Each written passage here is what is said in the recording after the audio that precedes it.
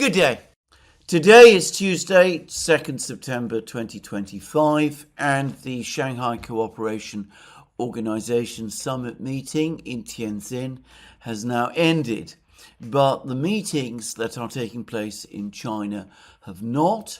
In fact, many of the leaders who attended the meeting of the Shanghai Cooperation Organization meeting in Tianjin, including President Putin of Russia, have now moved from Tianjin to Beijing, where they will now start attending the celebrations of China's victory over Japan in the Second World War. And there's going to be a big parade, and there's already been a meeting between Xi Jinping and Putin, and no doubt there will be other meetings as well.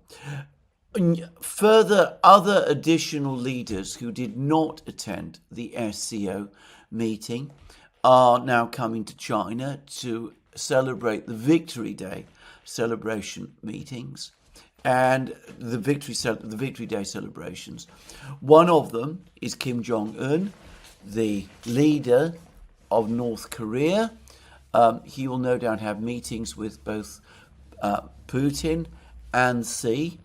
But another leader who's come to Beijing to attend the Victory Day celebrations in Beijing is Robert Fico, the Prime Minister of Slovakia. And Fico has used the opportunity to have a meeting with Putin. And over the course of the meeting, they discussed various matters about energy, where Russia continues to supply energy to Slovakia, and by the way to Hungary. And over the course of that meeting, incidentally, Slovakia disclosed that an increasing amount of the gas that it receives from Russia is coming no longer through the Druzhba pipelines that crossed Ukraine itself, the old Soviet pipelines built during the 1980s and before, but instead the pipeline gas is now reaching Slovakia and presumably Hungary via the whole huge complex of pipelines that now connect Russia and Turkey. Turkstream is the most important of these. Turkey acts as a hub, and the gas is then channeled through southern Europe and reaches Slovakia and Hungary. So they're no longer as dependent on the Druzhba pipeline as they were, and they continue to receive that natural gas in that way. Now, they also discussed, Fico and Putin also briefly discussed the Ukraine crisis. In my opinion, Putin didn't provide much in the way of additional information. He said that Russian actions in the Ukraine conflict have been entirely responsive and defensive. He rejected all claims that Russia has some kind of aggressive intentions towards Europe. He said that the Russians were forced into taking the actions that they did because the relentless policy of NATO expansion and the coup in Ukraine in February 2014, which brought to power, unconstitutionally, an intensely anti-Russian government, a government that was not just anti-Russian, but anti the rights of Russian speakers in Ukraine itself, made a Russian intervention, in the end, ultimately unavoidable. Obviously, the Ukrainians would have a different view, and of course the West does as well, but it is Putin's view. It is a view very widely shared in Russia.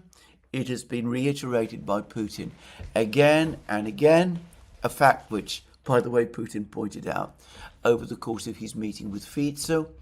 And any attempt to try to understand the Ukrainian conflict and to try to seek a compromise or an end to the Ukrainian conflict has to take this Russian view into account.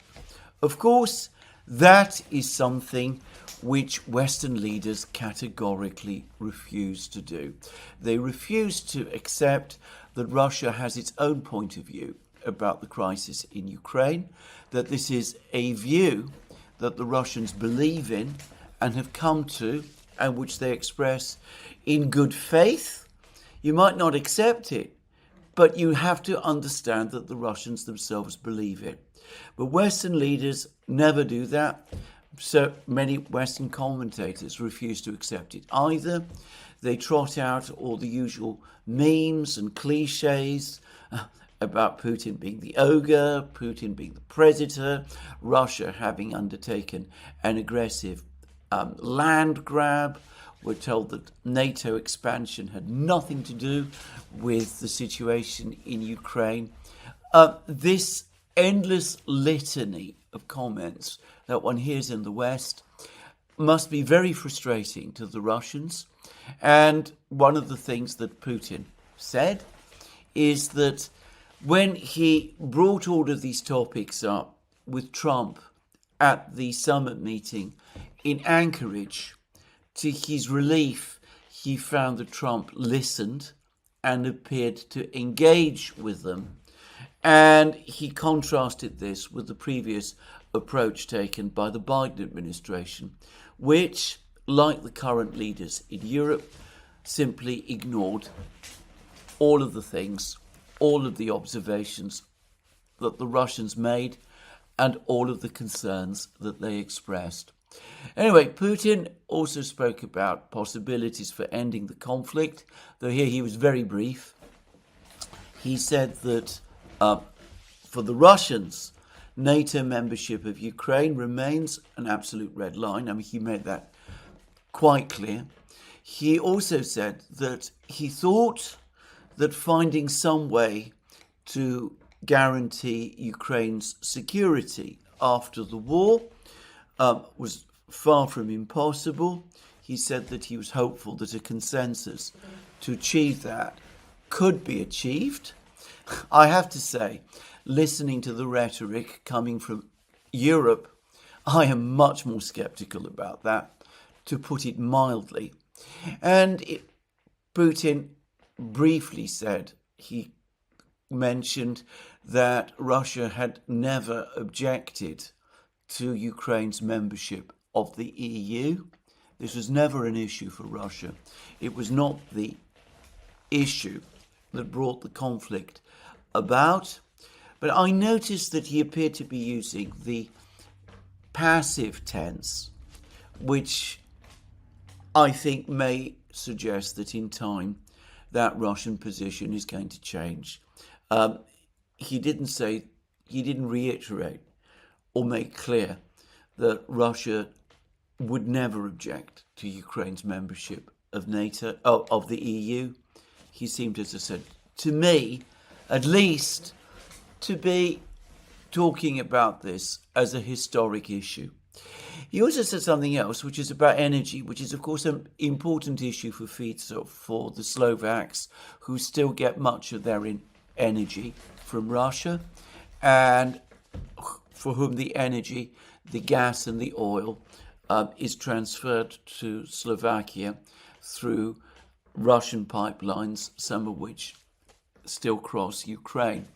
And Putin said that for a long time, the Russians avoided attacks on the Ukrainian energy system, but the Ukrainians did not hold back and did launch attacks on the Russian energy system and on other Russian civilian infrastructure. And that was what eventually caused the Russians to respond with their own attacks on Ukraine's energy infrastructure. Here, I have to say, I think Putin is being economical with the truth. If my memory serves me correctly, Russian attacks on Ukraine's energy infrastructure began in October 2022. And I don't recall that the Ukrainians had launched the kind of sustained attacks on Russia's energy infrastructure in 2022, which admittedly they are indeed conducting now. But what the Ukrainians did do in the autumn of 2022 was plant a bomb on the Kerch Bridge. And there was an explosion on the Kerch Bridge, which is civilian infrastructure, but not, or but if you prefer, dual-use infrastructure, though I don't believe the Russian military uses it very much. But anyway, civilian infrastructure, undoubtedly, but not, as far as I'm aware, energy infrastructure.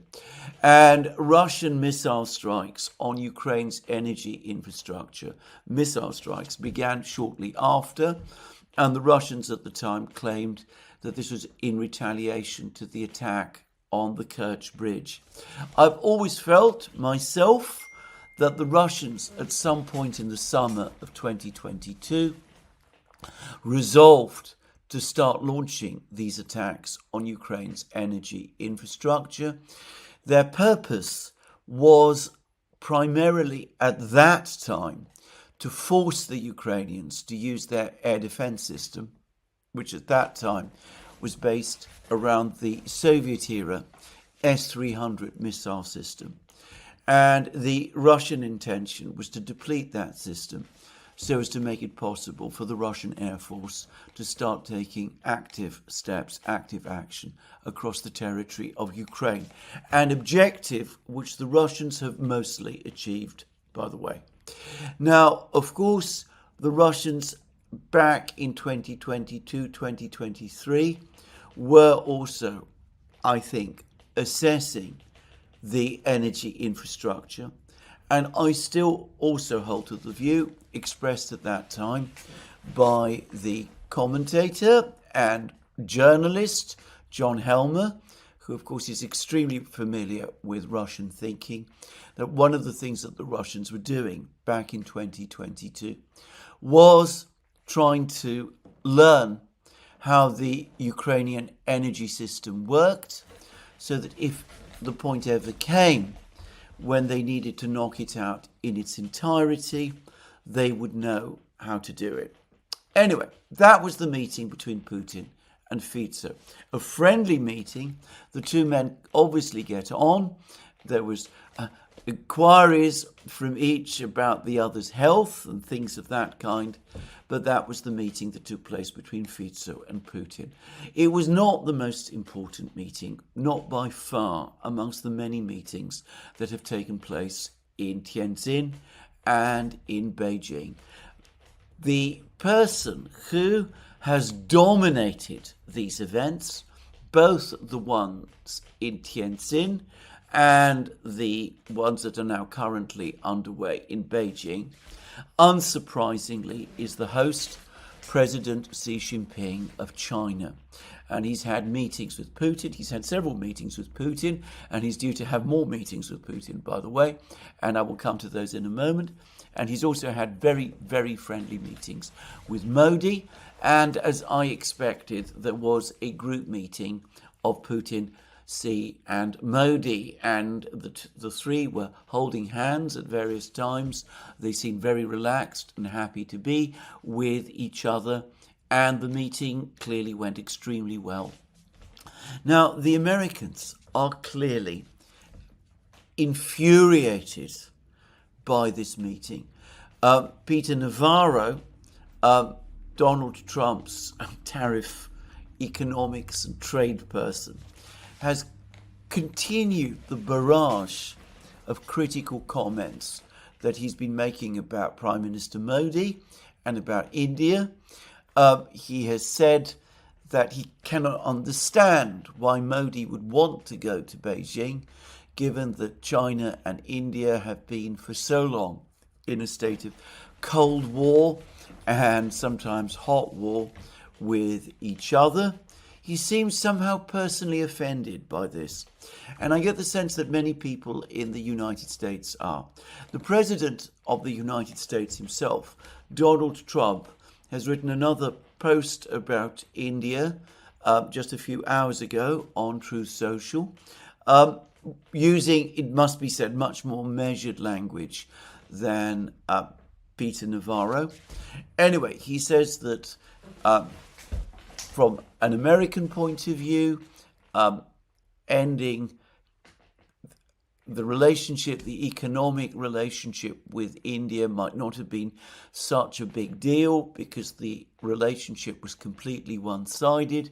The Indians sold massive quantities of goods to the United States, but because of their very high tariff regime, the United States was not able to sell similar quantities of goods to India.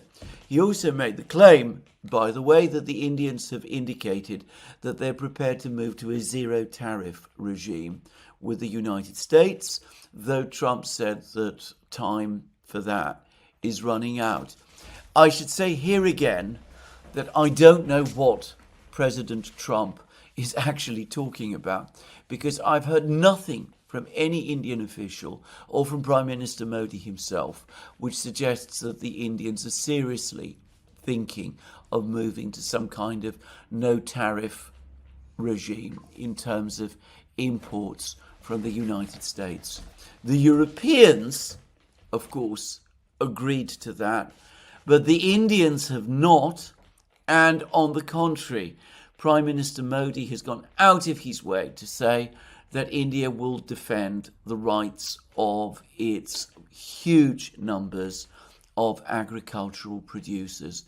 This is a non-negotiable issue for him. At least that is what Prime Minister Modi has been saying.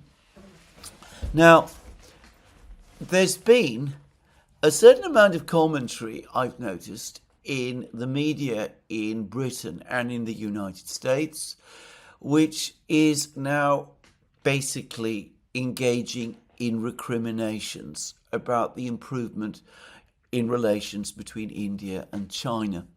And here I'm going to make a number of observations of my own. Firstly, if two great powers, China and India, two nuclear powers, the world's two biggest countries, decide to bury the hatchet and improve their relations and work towards achieving peace and friendship between them, then I would have thought that that was an unequivocally good thing. I am frankly depressed by the way, on the contrary, in the West, we treat this as a bad thing, that we want China and India to be adversaries and enemies, and somehow we get offended, as Peter Navarro appears to be offended, because the Indians have decided that the time has come to improve their relations with China. This, to me, is a nihilistic approach to foreign relations, treating everything like some kind of great game instead of looking at what surely are the best interests of humanity, which is that two huge nuclear powers, both China and India are nuclear powers, should move forward to settle their differences and improve their relations. That is one thing. Anyway, the second thing I wanted to say is that going back to the assumption that it is somehow a bad thing for the West if China and India see a deterioration in their relations, there's an enormous amount of recrimination and finger pointing going on, and a lot of the finger pointing is being made towards Donald Trump.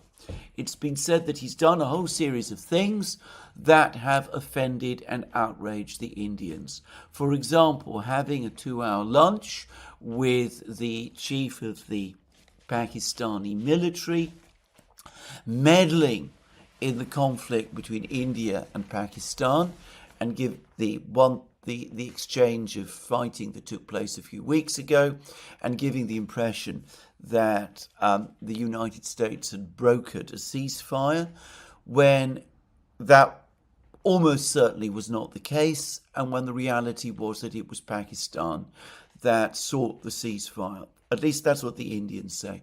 The Indians were extremely annoyed by this, and Prime Minister Modi was extremely annoyed by this, and the Indians have made no secret of this fact. But no one, as far as I can see, seriously denies that the single biggest issue, the event that has caused the relationship, the once very friendly relationship between India and the United States to break down, was the decision of the United States to impose tariffs on India because India was buying Russian oil. And all sorts of people are writing about what a terrible mistake Donald Trump made by doing that, how taking that step misunderstood India completely, and how it has made India move closer to Russia and China.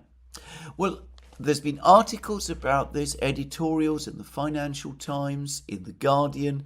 There's been an article about this in the Daily Telegraph, and there's been any number of articles about this in the American media as well. And it is Donald Trump's flat-footed, coercive diplomacy which is supposed to be at fault. The fact that he took this decision to impose these tariffs on India is entirely his fault, and he is to blame because India and China are now reconciling. Well, all I would say is all of these media outlets where I've been reading this have been relentless advocates of escalating the economic war against Russia. The idea of tariffing, imposing tariffs on Russia's trade partners, the countries that buy energy from Russia, did not originate, so far as I know, with Donald Trump. It originated with Senator Lindsey Graham and his friend, Senator Richard Blumenthal. They have put forward a bill which is still there in the Senate. It's not yet been voted on, but we're told that 80 senators support it, which would mandate the president, or in its original form, would have mandated the president to impose these massive tariffs on countries that bought oil and gas and other energy products from Russia, including, of course, India itself. And all of these media outlets that I have been talking about, far from criticising this bill, far from criticising Senator Graham, on the contrary, always, invariably talk about Senator Graham with enormous respect. They treat him as an individual of weight and substance and mature and adult judgment, one of the great pillars of American statecraft at this time. I haven't seen a single article which says that this decision to impose tariffs on India because it was buying Russian oil is Lindsey Graham's fault. Not one. And I've not seen one article anywhere that suggests that the fact that India is now reconciling with China is in some way Lindsey Graham's fault also. Instead, all of the blame is put once more on Donald Trump. Sometimes I get the sense that if Donald Trump was not the president of the United States, if he did not exist, one would almost have to invent him in order to give people like Lindsey Graham a pass. Anyway, there it is. If you don't like the effects of the policy, if you think it's a very bad thing, as I said already, I don't, that China and India are becoming friends instead of enemies, then, well, ask yourself, who is really to blame? Is it Donald Trump, meandering and sometimes vacillating as he is, or is it Lindsey Graham, who has consistently and continuously demanded the most extreme measures against every party and every country as he looks for confrontation everywhere and anywhere, including against India in this instance. In fact, since I'm talking about Lindsey Graham, just before I did this program, I saw what appears to be a message that he's now posted in which he seems to be threatening Norway one of the US's most stalwart allies with sanctions and tariffs and all sorts of things, because Norway's sovereign wealth fund isn't investing in Caterpillar, an American company, because of Caterpillar's connections supposedly with Israel. I don't know much about the story, but it is Lindsey Graham's style. Anyway, let's move on. I discussed oil, I was discussing gas, and perhaps the other thing to say about the last couple of days in Tianjin, though it has received minimal coverage in the West, is that China and Russia have now finally signed off on the Power of Siberia pipeline, Power of Siberia 2. Now, when Xi Jinping visited Moscow for Russia's Victory Day celebrations on the 9th of May, I speculated that perhaps we would see a signing ceremony take place there on this mammoth project that has been in discussion and negotiation for a long time. But in the event it didn't take place. But I said that I thought it would probably happen this year. And I said that it would probably happen. I thought it was likely to happen over the course of Putin's visit to China, which would take place later in the year. And well, Putin is now in China, and sure enough, the signing ceremony has indeed taken place. Now, Putin, of course, is not the signatory. This is a agreement between Russia's gas export company, Gazprom, and the relevant Chinese company, which will be importing the gas. And I noticed that Mongolia also participated in the signing ceremony. And that confirms that the pipeline will pass through Mongolia.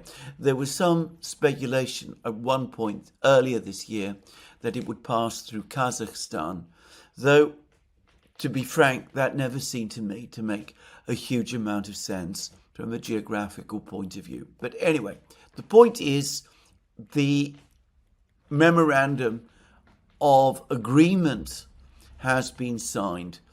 There's been some discussion about the fact that the larger, bigger contractual documents have not been signed, or at least we don't know yet that they have been signed. But this is the public signing ceremony. It is a legally binding agreement.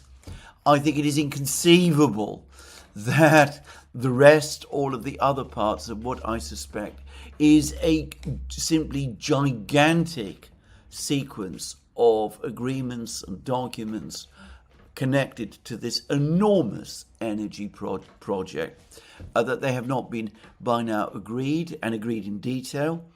And no doubt we will be getting the details gradually over the next few months, though some of them may be held back because of reasons of commercial and even national security secrecy.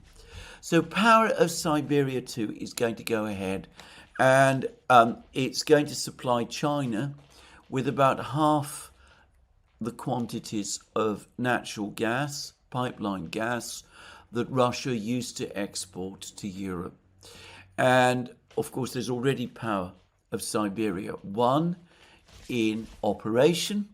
And Russia, of course, has become a major exporter of liquefied natural gas, and it is likely to increase the volumes there as well. Once Power of Siberia 2 is completed, and I have absolutely no doubt that it will be completed, I'm going to make my own guess that by that point Russia will have fully restored, at least in volume terms, its gas exports to the level that they were in February 2022, when the sanctions were imposed, except that the gas will not be going west towards Europe. It will be going east towards China. And here is the interesting theory, because it's been suggested that once Power of Siberia 2 is completed, and this will be a project of several years, I mean, it's a huge project, but one which, it must be said immediately, both the Russians and the Chinese are very familiar with. And the Chinese, and by the way, the Russians, but especially the Chinese, are able to build huge infrastructure very, very fast. I saw, for example, that China has just recently completed what is, in terms of altitude, the highest bridge in the world, the highest motorway bridge in the world, a staggering engineering achievement in less time than it takes in Britain to build a small motorway bypass. So the Chinese and the Russians will get this done, and they will get this done fast. The scale of the project means it will take years, but not that many years. The idea apparently then is that once Power of Siberia 2 is fully up and running, once China is able to receive the gas in the volumes that it wants and needs, then the 2 gas pipelines to China will be scaled up and expanded. And there's suggestions, I've seen reports, that the gas could then start to flow to third parties, to the Koreas, perhaps, though the Russians would be fully able, I would have thought, to build gas pipelines directly to North Korea, if that was their wish. And in theory, they could then be extended south to South Korea as well. So obviously, geopolitical conflicts make that difficult. But perhaps more importantly, westwards towards India, and perhaps ultimately to India itself, and south perhaps also to Myanmar and to Indochina.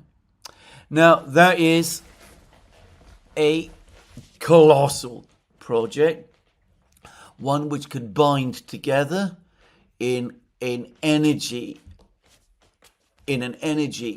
giant energy complex, the whole of Eastern Eurasia. Of course, other countries, Iran, for example, would no doubt want to participate in this as well. Perhaps Qatar, too.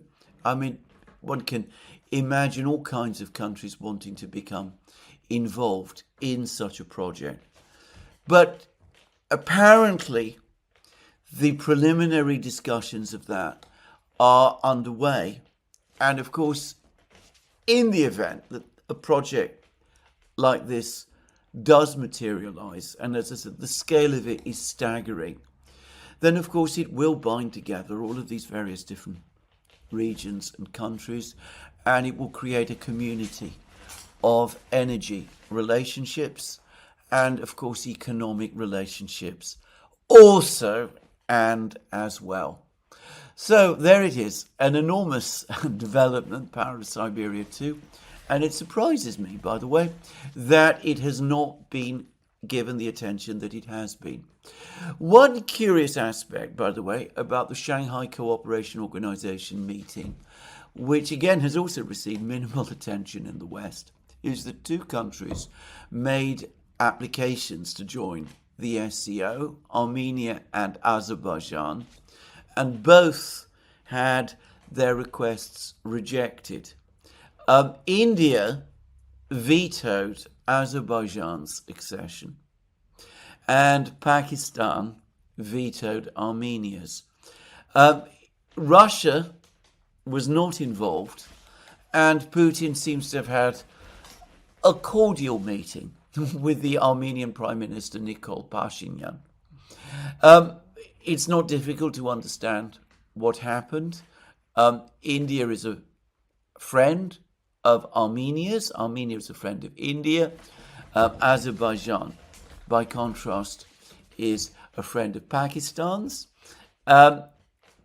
Each country has annoyed one or the other of the two permanent adversaries, Pakistan and India, and the result is that Armenia got vetoed by Pakistan and Azerbaijan got vetoed by India. Another blow, perhaps more, for the president of Azerbaijan, Ilham Aliyev. More, I suspect, for him than for Pashinyan, whose real interests are with the West, just to say. But Aliyev clearly has wanted to develop relations with China and the Asian states. And he must also be feeling under significant pressure because over the last couple of weeks, the Russians have taken off the gloves and have been attacking energy infrastructure in Ukraine, much of which has a Azerbaijani connection, or in some cases is even owned by Azerbaijani interests. And I think that Aliyev has found that infuriating. Anyway, there we go. I'm not going to spend more time on that. So, Power of Siberia 2 has been signed. And as I said, that is, if one is looking for a concrete agreement, that is perhaps the single most substantive thing that has come out of these summits, of the summits in Tianjin and Beijing so far. Though there is talk again of industry cooperation, and China and Russia do seem again to be moving forward with their wide-bodied aircraft project, which they've been working on for some years, but which was then suspended, work of which was suspended in 2022, but apparently it is now resuming as well. The Russians are proposing that their new big engine, aircraft engine, the P-35, should be used for this project, and it's quite likely, I suspect, that it will be. But the other big statement, position, which was proposed over the course of these meetings is a regulation or declaration about new styles of global governance that was proposed by the Chinese leader Xi Jinping. Now, as with most of these sort of Chinese declarations, I have to say that it's interesting, but it is mostly declaratory. Basically, it comes down to 5 points. States should adhere to the principle of sovereign equality. In other words, all states should be treated as equal. That is, of course, the founding principle of the United Nations and of its charter, just saying. All states should abide by international rule of law. All states should practice multilateralism. All states should advocate the people-centered approach, and states should focus on taking real actions. I mean, it's all very declaratory, and on its face, I have to say it doesn't seem to amount to very much. It's very much the Chinese style, however, to make these very, very broad brush statements to get as many as possible of countries to sign up to them. And all of the countries that attended the SCO meeting have signed up to this one. And then to take this forward and to repeat these 5 principles when having discussions with countries that supposedly are not abiding by them. And of course, the country in question, from the Chinese point of view, the obvious country is the United States. Xi Jinping has already, in coded language, not very thinly coded language, has referred to the United States as a bully. And the Chinese obviously know that the United States cannot and will not accept any conception of sovereign equality. It will never agree that it be put on the same level as other countries. The whole conception of American exceptionalism, now universally accepted in the United States, goes against it. And of course, as for international rule of law, well, that is something which the United States does sometimes proclaim its commitment to. But as we all know, mostly it talks about the rules-based international order, which is essentially whatever the United States dreams up from any one particular point of time. So one can see what the Chinese are doing here. They're establishing a kind of philosophical framework that they can use effectively in future discussions with the Americans, saying that they have an international consensus behind them. And it's very much the Chinese style, and I think it means rather more, because it's the Chinese doing it. If it's the Americans who are coming up with something like this, one could ignore it. But because it's the Chinese, one should take this a little bit more seriously, because, as I said, it fits into the way they approach global problems. And as I said, I suspect we'll be hearing more about these 5 points from the Chinese, and who knows, even perhaps from others, as events, as times progress. Anyway, the next big event is going to be the military parade in Beijing.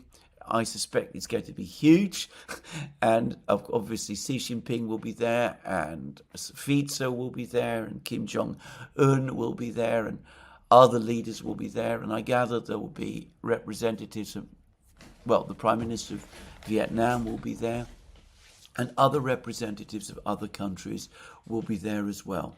So this is going to be a huge parade, and there'll be further meetings and further agreements, and obviously I will cover them in this program.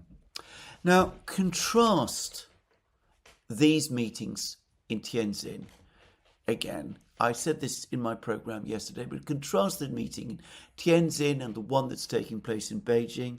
The meetings which come up with some actual, real, concrete agreements, like the agreement to go forward with Power of Siberia 2, the agreement to set up the development bank that I talked about in my program yesterday, the conceptual framework, which is the global governance initiative, which I've just been speaking about, and the relaxed and happy atmosphere that you see in these meetings, with the fevered meetings taking place in Europe as the so-called coalition of the willing, Starmer and Macron's coalition of the willing, comes together. Now, we now have confirmation that there will be a coalition of the willing meeting chaired by Macron, and it is going to take place in Paris on Thursday. Starmer, of course, will be there. No doubt Ursula von der Leyen will be there, and Friedrich Merz will be there, and Giorgia Meloni will also be there. All of these people are going to be attending this meeting. And as I discussed in my program yesterday, they will be busy talking about the same things that they've been talking about since March, which is how to deploy European troops to Ukraine, the kind of security guarantees they want to give to Ukraine, never mind what the Russians agree to, but they want to give to Ukraine, what the Americans are going to do, all of those things. They're going to be discussing all the same things all over again. And Zelensky, of course, is certain to be there, and the rhetoric will be fevered and angry and borderline hysterical, I would say. And we are going to have a very, very different type of meeting from the one that has taken place in Tianjin and the one which is taking place in Beijing. And, well, just to get a flavour of what is coming, consider the strange story of Russia's alleged GPS interference in Ursula von der Leyen's plane, aircraft, as she was flying into Bulgaria for a visit of inspection. I think that's what I'm going to call it. Supposedly the Russians were jamming the GPS of the plane, and that caused the plane to fly around for an hour and delayed the landing of the plane, and the pilots had to use maps because they couldn't use GPS, and the implication was that this was an aggressive and hostile act by the Russians. Now, I'm going to say straight away that I have great doubts about the entire account of this incident. There are many who say that it didn't occur. There are entities, organizations, which claim to track GPS signals, and they say that there was no interference at the time at all, and that Ursula's plane was delayed for 10 minutes, not 1 hour, and nothing like what she described took place. Against that, the European Commission itself is, perhaps unsurprisingly, supporting what the EU Commission President, Ursula herself, and her officials are saying. Well, I'm not going to get into the details of this. I'm not going to pretend that I know much about how to jam GPS signals and whether it's possible to jam GPS signals going to one specific plane, or whether if you did jam signals it would affect a larger area. I suspect that's true, but as I said, I don't know for a fact one way or the other. All I would say is that this incident has been given so much attention. Is it real? Is it realistic that whatever it was that might have happened, assuming it even happened at all, was that consequential? At worst, this looks to me like an act of harassment rather than anything more than that. And as I said, I'm very skeptical that in fact anything actually did take place. But put that aside, isn't this exactly what we're going to hear more of when the meeting in Paris takes place? There's going to be, I am sure, talk about the aggressive nature of the Russians, the attempts that were made to interfere with Ursula's plane, more talk about how if we don't stop the Russians over there, they're going to come and attack us over here. We're going to have all of this inflammatory, extraordinary rhetoric pouring out of Paris. And, well, there is going to be, again, all kinds of declarations and shows of support for the man who's going to be the hero of the hour, yet again, President Zelensky of Ukraine.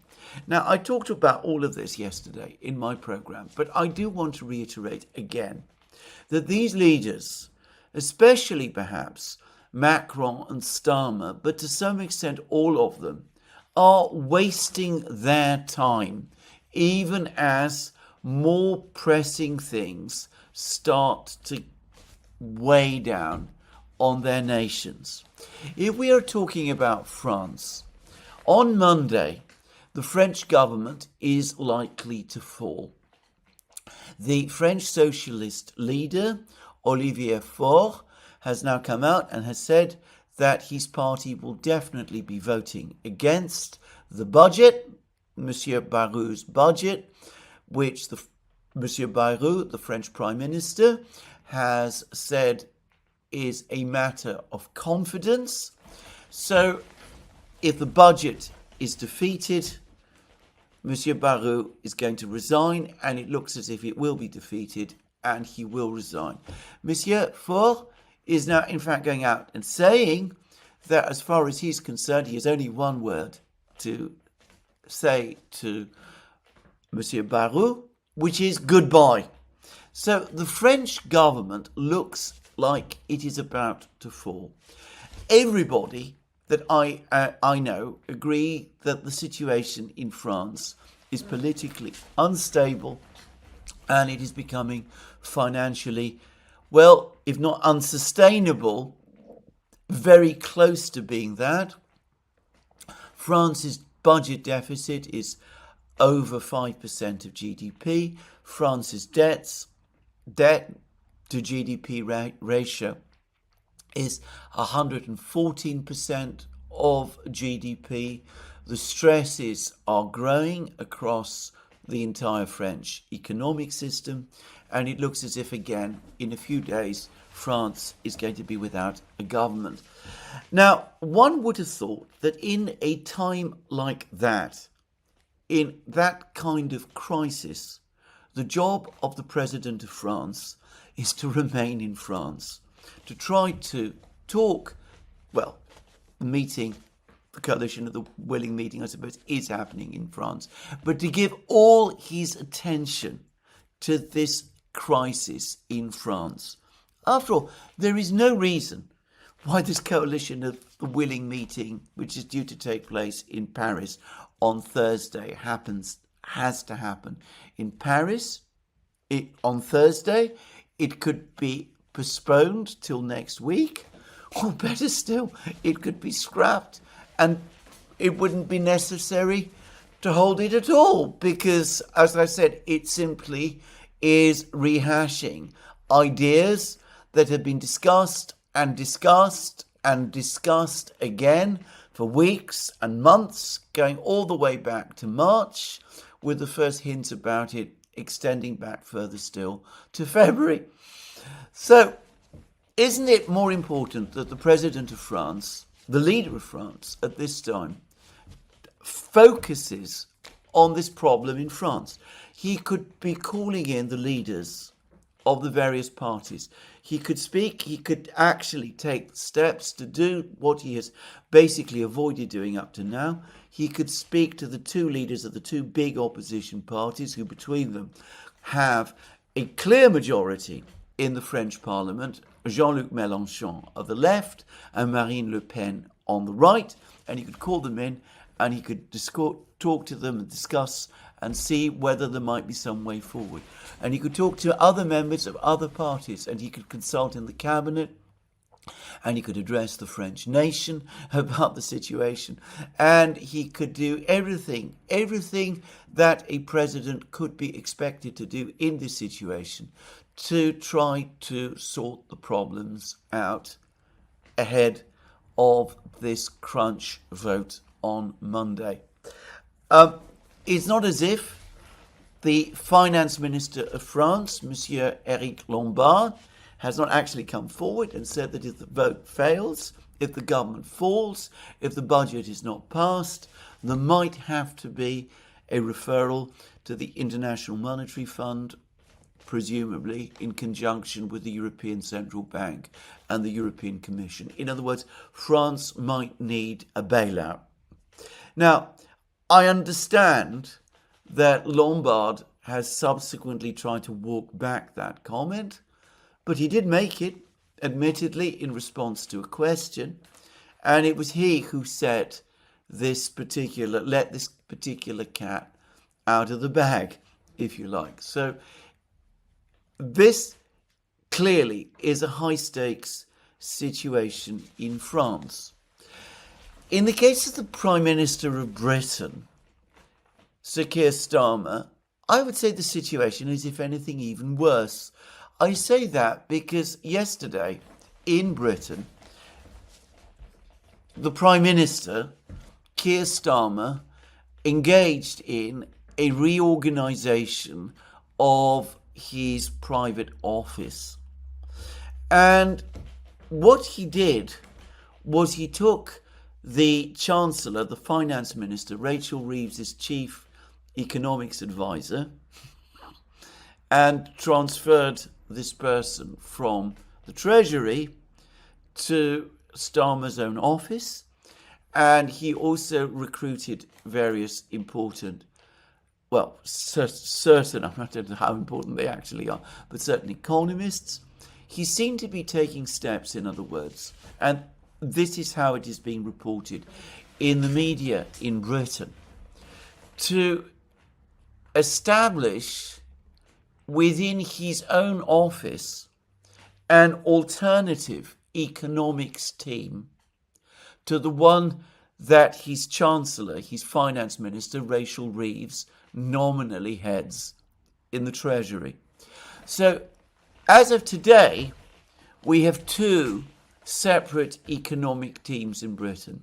One based in the Treasury, the Finance Ministry, ultimately headed by the Finance Minister, the Chancellor, Rachel Reeves, and another in Downing Street, the Prime Minister's office and residence, headed ultimately by Keir Starmer.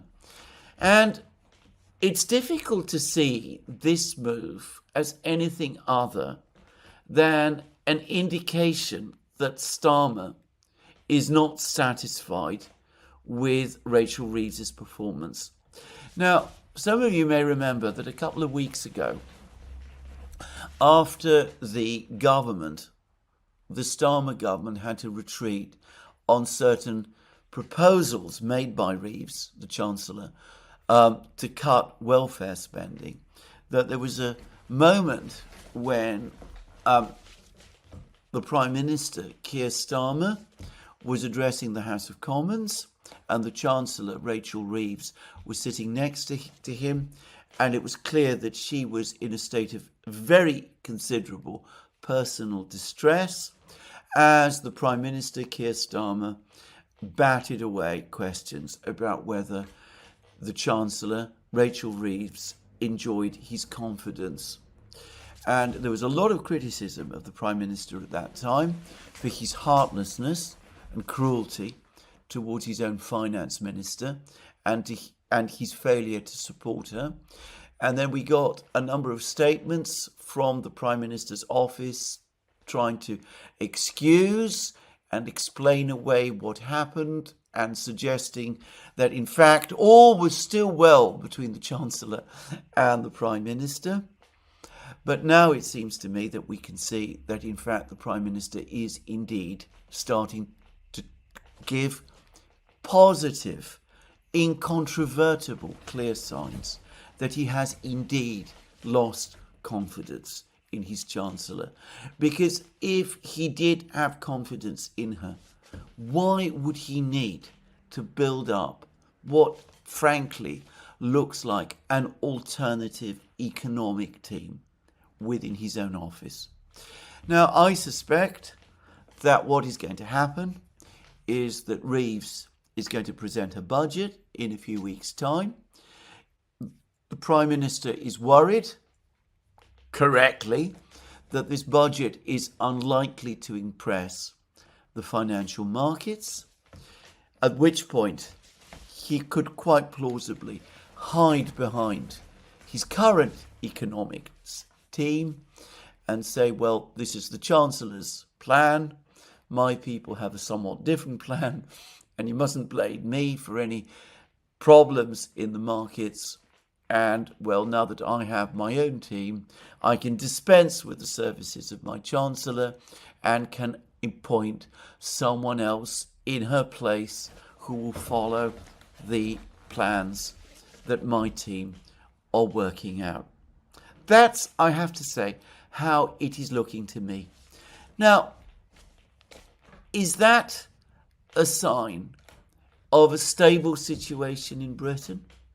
There's been talk already from economists about Britain needing to apply to the IMF for a bailout.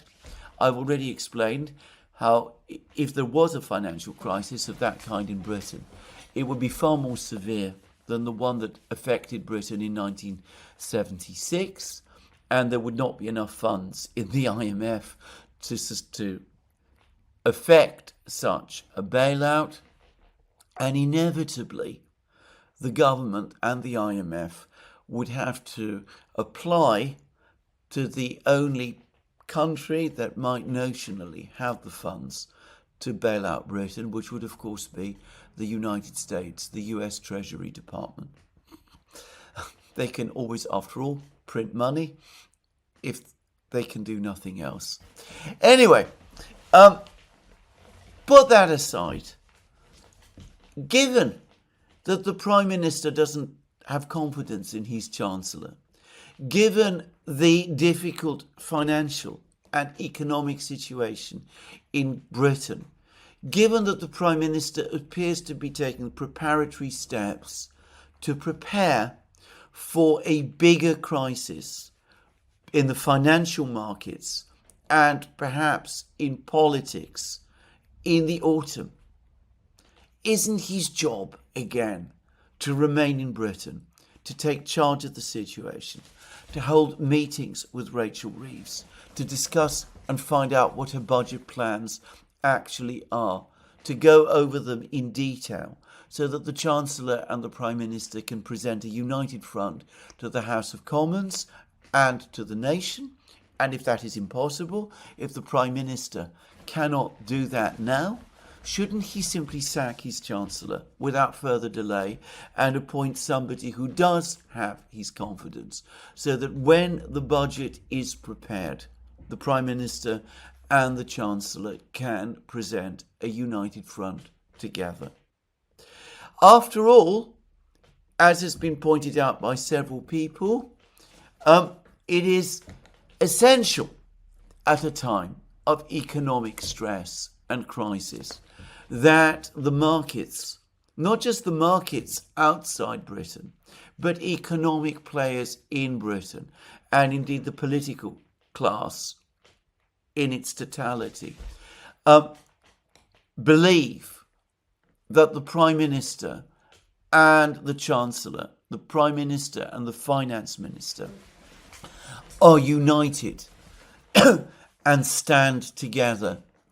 Whenever it appears, on the contrary, that there are divisions between the two, especially at a moment of crisis, the crisis deepens and very quickly moves from the area of finance and the markets and the economy to affect politics as well.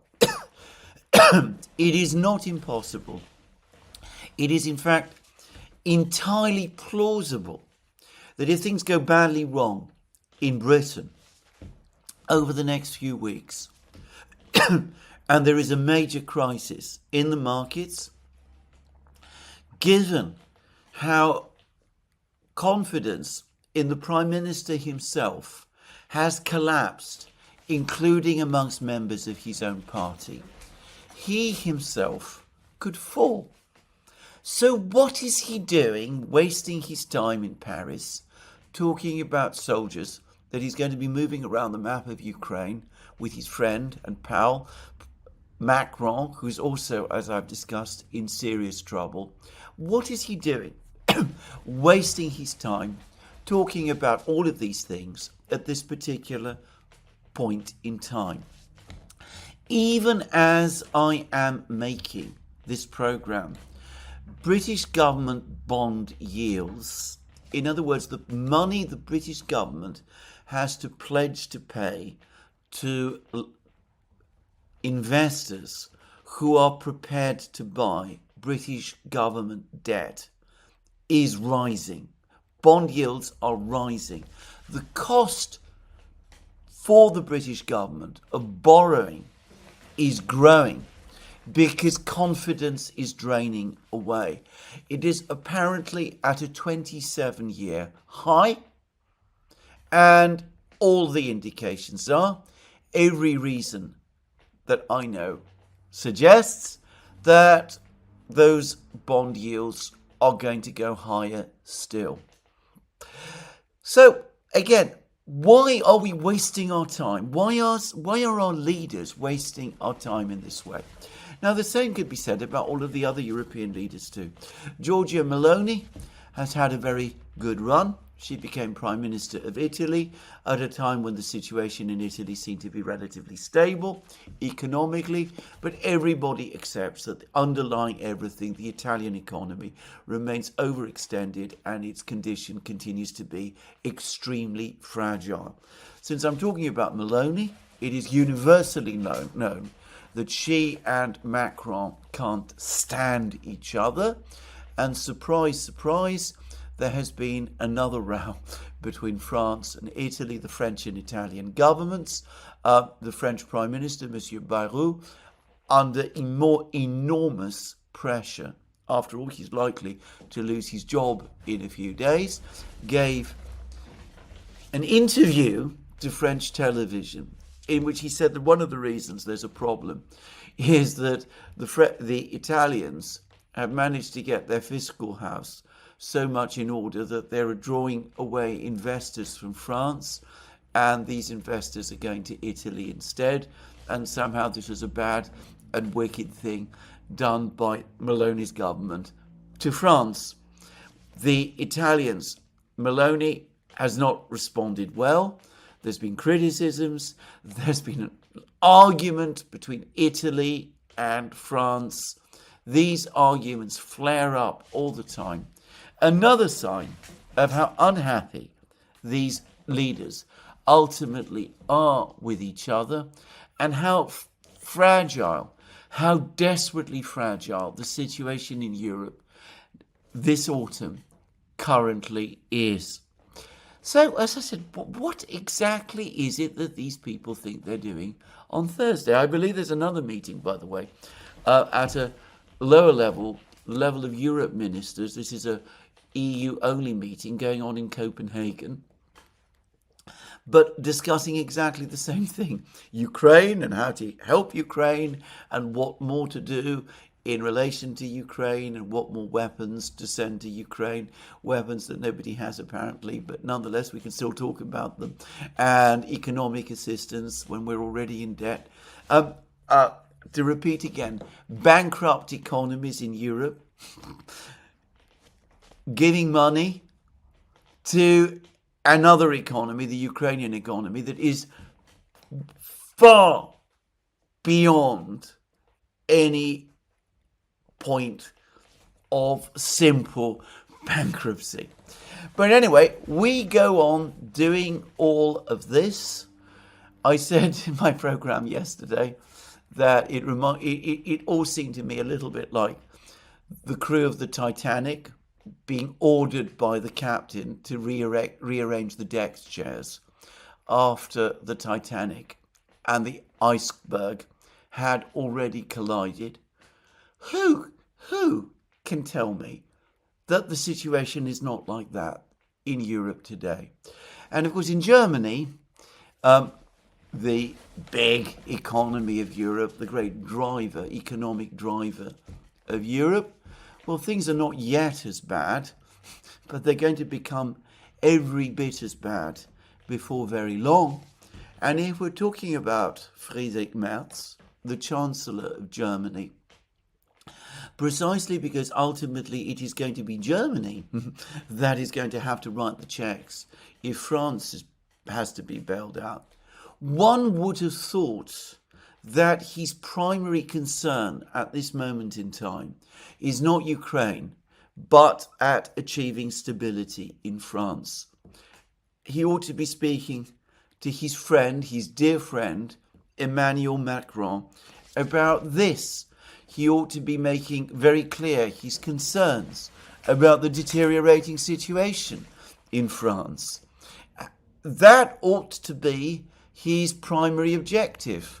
If we're going to have a meeting of European leaders at all, ought it not to be a meeting looking at the situation in France and perhaps other European countries like Italy and Spain, not about this perennial topic of Ukraine?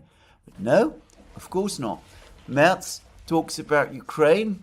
He isn't worried about the situation in Europe, the financial situation, the gathering financial crisis there. He is the Chancellor who is going to, keep the Russians at bay.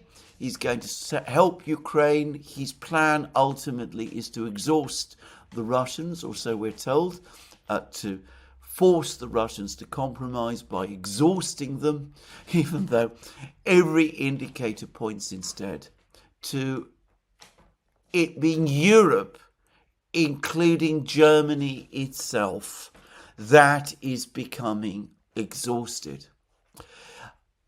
once upon a time, not that long ago, I can remember times when there used to be European meetings, summit meetings.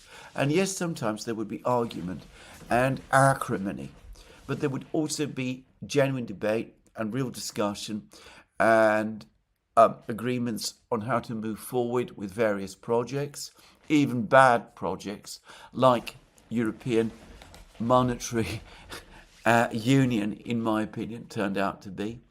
But anyway, there were discussions about how to do this, about how to set up Euratom and things of that kind. In other words, there would be meetings which bore some resemblance to the meetings that are taking place in China, which have been taking place over the last couple of days, and which will continue to happen over the next few days. I can remember when European leaders, Giscard, Schmidt, Callahan, Thatcher, used to sit down, Mitterrand, Kohl, used to sit down and talk about serious things and try and work their way forward. When the European Commission was led by effective executives, people like Jacques Delors. Again, I'm not somebody who much agrees with much of what Delors did, but that he was an effective and competent man. Of that, there is no doubt. Look at the situation today. Look at the extraordinary escape from reality that is taking place in Europe. And tell me that the European people, who are the responsibility, the true responsibility of these leaders, are being properly served. Well, anyway, let's now turn to that topic, which of course all of these leaders are supposed to be so anxiously discussing with each other, which is the conflict in Ukraine. Well, there's been an enormous amount of excitement, or perhaps alarm, in Ukraine because the Russians published a photograph of the Russian military chief and chief of the general staff, Valery Gerasimov, sitting behind a desk in an office. It's assumed that it is his office, but it's not clear where this office is located, whether it's in the general staff building in Moscow or, as I know some believe, in the headquarters of the special military operation in the southern Russian city of Rostov-on-Don. But anyway, behind the desk was a map, and the map showed territory in Ukraine, and it showed Donetsk and Lugansk and Zaporozhye and Kherson entirely under Russian control, the four regions under Russian control. It showed Crimea under Russian control, but it also showed Nikolaev and Odessa under Russian control as well.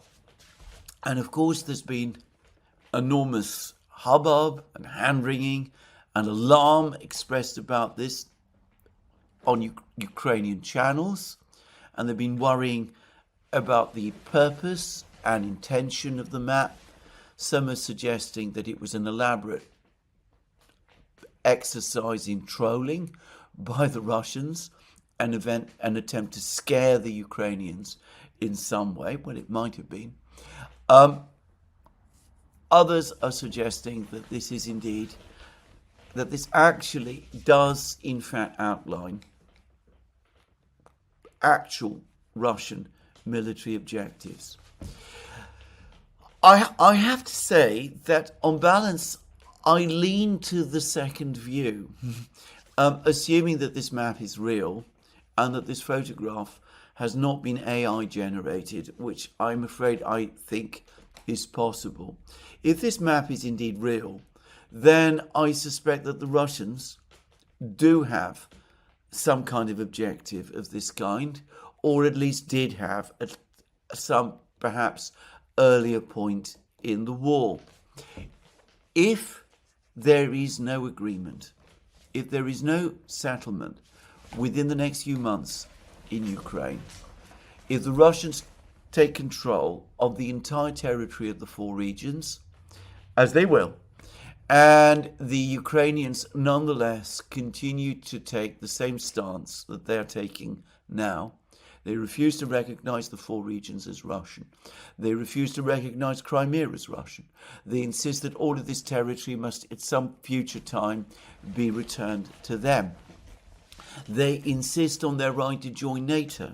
They continue to take the hardest possible line on the rights of Russian speakers or the Russian Orthodox Church in Ukraine itself. They refuse to scale down the size of their armies or to place any restrictions on the weapons it can buy, and they continue to insist on the most extravagant and inflated security guarantees that are on offer. Well, in that case, the war could continue, and in fact, probably will, or undoubtedly will continue. In which case, I think it is highly likely, especially if the Russians do capture the city of Zaporozhye, that capture the city of Zaporozhye and recapture the city of Kherson on the west bank of the river, of the Dnieper, that they will indeed make Odessa and Nikolaev future objectives. I suspect that this map was probably created some time ago when Joe Biden was still president of the United States, and it seemed that there would be no negotiated outcome and that the war would have to be decided exclusively on the battlefield. Then Donald Trump came along and everything changed, and it looked like we would have some kind of negotiation. And, well, as we saw from his conversation with Robert Fico, which I just discussed earlier in this program, Putin still appears to think that a possible negotiated outcome of the war is still an eventuality that might happen. But if it doesn't happen, then I do believe that, as I said, the objectives set out in this map, which I suspect were earlier objectives, will be revived again.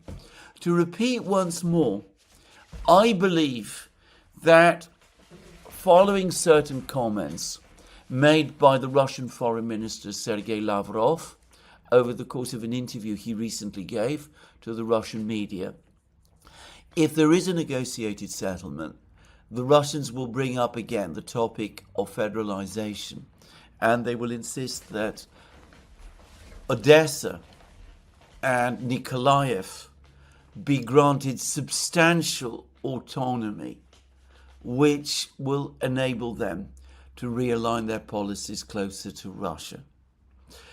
If there is no negotiation, then the war will continue. The objectives will probably be the same as are set out in the map, and the Russians will move and advance and will occupy Odessa and Nikolaev as well once they have reached the river and then crossed it, which, it must be said, is still some time away. So I would just finish by saying this on this issue. If the Russians do cross the river, if they do occupy Odessa and Nikolaev, then Ukraine's brief history as an independent state is effectively ended, because a Ukraine which has lost control of the Dnieper and which is cut off from the Black Sea is no longer viable as a fully sovereign, independent state. It would be so dependent, in fact, on Russian goodwill that it is difficult to see how it could avoid becoming a full-out Russian ally, vassal, satellite, whatever it is you want to call it. So that's something that the Ukrainians perhaps ought to bear in mind, though at the moment, it must be said, they show no sign of doing so. Zelensky, as I said, will be in Paris on Thursday, begging again for more weapons and more money. He will be demanding more sanctions, including sanctions and tariffs against India and China. I spoke previously about Lindsey Graham's responsibility for the foreign policy debacle in the relationship between India and the United States, and the burgeoning relationship between India and China. But of course, another person who bears massive responsibility is Zelensky himself.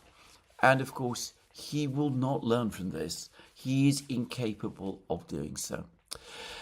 Meanwhile, as I said, the war continues. And there's been more news from the Pokrovsk front lines, and the cumulative evidence strongly suggests that the Russians are now making significant headway inside Pokrovsk itself.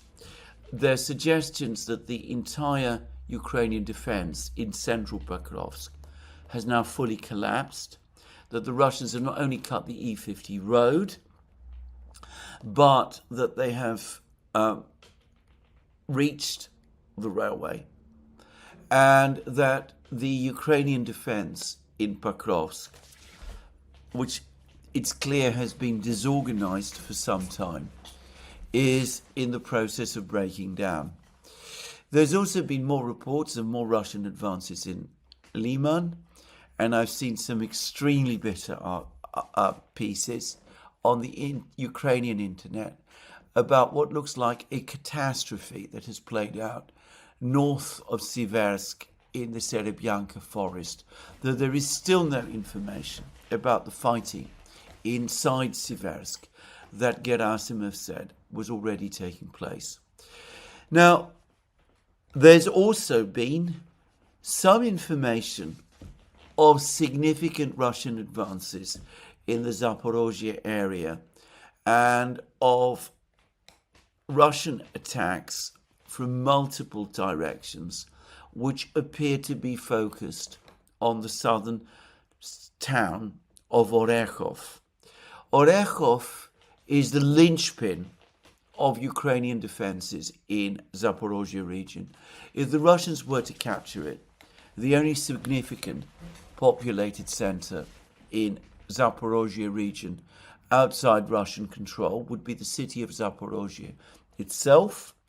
And Zaporozhye city would, in that case, be, in effect, under siege. And I am not sure that it is defendable, just to say. There are some claims that the Russians have achieved a serious breakthrough in the fighting around Orekhov, the advances that they're making towards Orekhov from the south, and of course they continue to advance towards Orekhov from the east as well.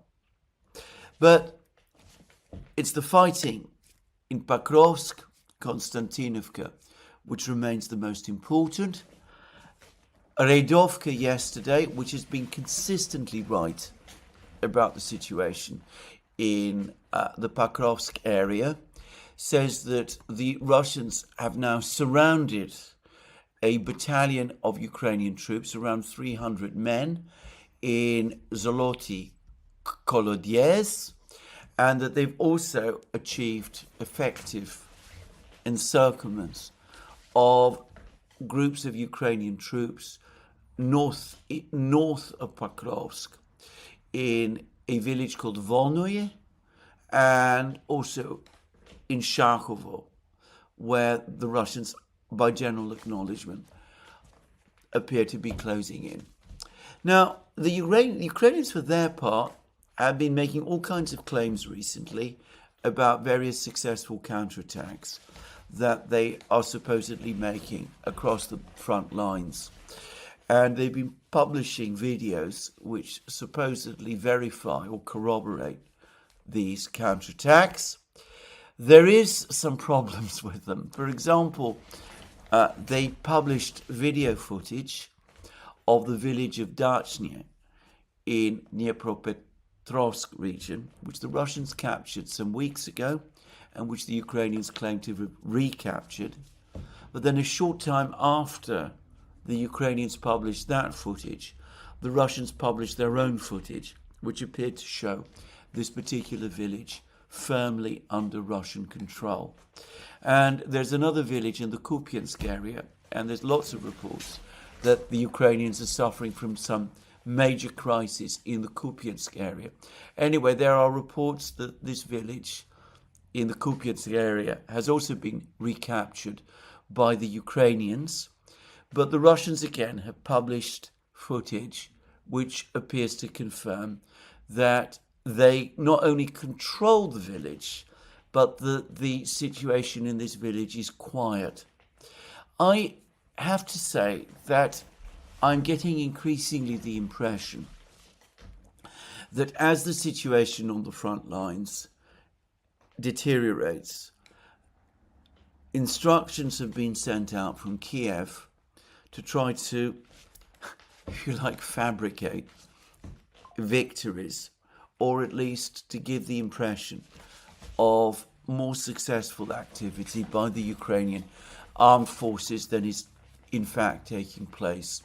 Radovka, which is of course a Russian magazine, did a detailed analysis of that incident, that video that was published a few days ago in the southwestern micro-district of Pokrovsk, which showed the Ukrainian tank firing and basically demolishing a building in the southwest micro-district of Pokrovsk. And Radovka said that this entire video was obviously staged and that anybody who is familiar with the fighting would know this instantly, because the Leopard 2, the tank, was operating entirely by itself, supposedly on the front lines, without any infantry protection.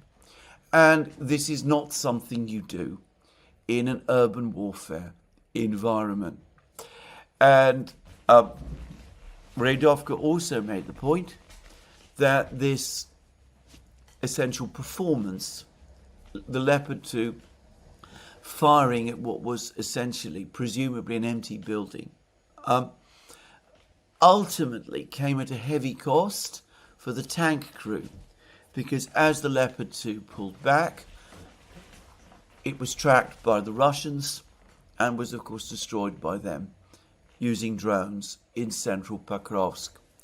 Now, I found the Radovka rebuttal of this video very convincing, and I have to say it reinforces a sense I've been having for several days that many of these counterattacks that the Ukrainians are claiming have little real reality behind them.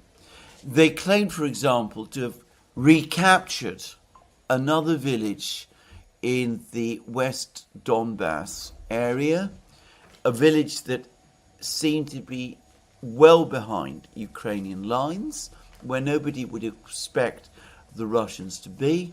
They said the Russians had stormed the village, then the Ukrainians carried out a successful counterattack, then the Russians were pushed back, and the village is back under Ukrainian control, and the Ukrainians were successful.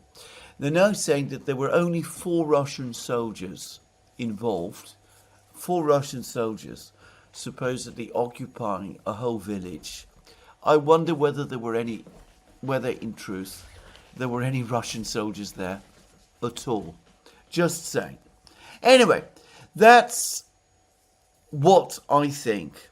Perhaps the main focus is Pokrovsk, though judging from what Gerasimov was saying a few days ago, the situation for the Ukrainians in Konstantinovka, Siversk and Kupiansk is probably every bit as bad. But it does look as if the situation in Pokrovsk is becoming more critical for the Ukrainians. And, well, it's a biggish place. Its population used to be, before the war, in happier days, 85,000. So we're not talking about exactly a small town. And there's no verified proof that the Russians have crossed the railway line into northern Pokrovsk yet. But if all of these reports are true, then the Ukrainians are facing an operational crisis. Radovka still shows in its maps the Russian forces outside Grishine, and therefore, in effect, having outflanked the Ukrainians and basically blocked the Ukrainians from resupply in Pokrovsk. It could be that we're coming rapidly to a crisis in the Pokrovsk area, in which case, as I said, it will add to that wider sense of crisis in the world, in Europe, in the Middle East, that I've been talking about in various programs. Well, this is where I finish today's program. There'll be more from me soon. Let me remind you again, you can find all our programs on our various platforms, Locals, Rumble and X. You can support our work via Patreon and Subscribestar, and by going to our shop, links under this video. Please remember, if you like this video, to tick the like button and to check your subscription to this program. That's me for today. More from me soon. Have a very good day.